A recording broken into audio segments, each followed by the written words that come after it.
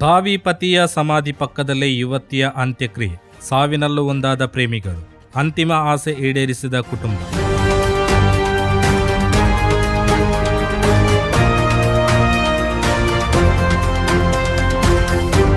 ಅಪಘಾತದಲ್ಲಿ ಮೃತಪಟ್ಟ ತನ್ನ ಭಾವಿ ಪತಿಯ ಪಕ್ಕದಲ್ಲೇ ತನ್ನನ್ನ ಸಂಸ್ಕಾರ ಮಾಡಬೇಕೆಂಬ ಯುವತಿಯ ಅಂತಿಮ ಬಯಕೆಯನ್ನ ಕುಟುಂಬಸ್ಥರು ಈಡೇರಿಸಿದ್ದಾರೆ.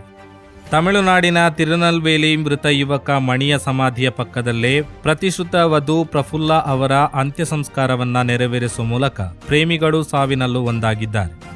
ಮಂಜೇಶ್ವರದ ಕಿದೂರು ಕುಂಟಂಗರಡ್ಕ ನಿವಾಸಿ ಜಯಾನಂದ ಅವರ ಪುತ್ರಿ ಪ್ರಫುಲ್ಲಾ ಕಳೆದ ಭಾನುವಾರ ತನ್ನ ಮನೆಯಲ್ಲಿ ಆತ್ಮಹತ್ಯೆ ಮಾಡಿಕೊಂಡಿದ್ದರು.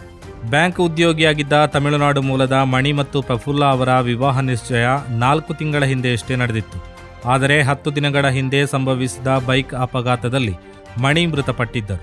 ಮಣಿಯ ಸಾವಿನಿಂದ ತೀವ್ರ ಖಿನ್ನತೆಗೆ ಒಳಗಾಗಿದ್ದ ಪ್ರಫುಲ್ಲಾ, ನನ್ನನ್ನು ಮಣಿಯ ಪಕ್ಕದಲ್ಲೇ ಮಣ್ಣು ಮಾಡಬೇಕು ಎಂದು ಡೆತ್ ನೋಟ್ ಬರೆದಿಟ್ಟು ಜೀವನ ಕೊನೆಗೊಳಿಸಿದ್ದಾರೆ.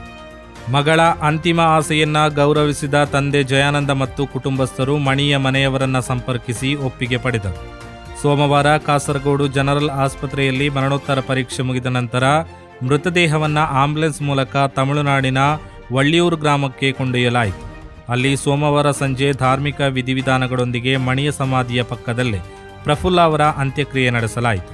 ಈ ನೋವಿನ ವಿದಾಯಕ್ಕೆ ಸಾಕ್ಷಿಯಾದ 2 ಕುಟುಂಬದವರು ಮತ್ತು ಗ್ರಾಮಸ್ಥರ ಕಣ್ಣಾಲಿಗಳು ತೇವವಾಗಿದ್ದವು. ಪ್ರೀತಿಪಾತ್ರನ ಅಗಲಿಕೆ ತಾಳಲಾರದೆ ಪ್ರಾಣ ಬಿಟ್ಟ ಯುವತಿಯ ಅಂತಿಮ ಹಾರೈಕೆ ಕೊನೆಗೂ ಸಫಲವಾಯಿತು.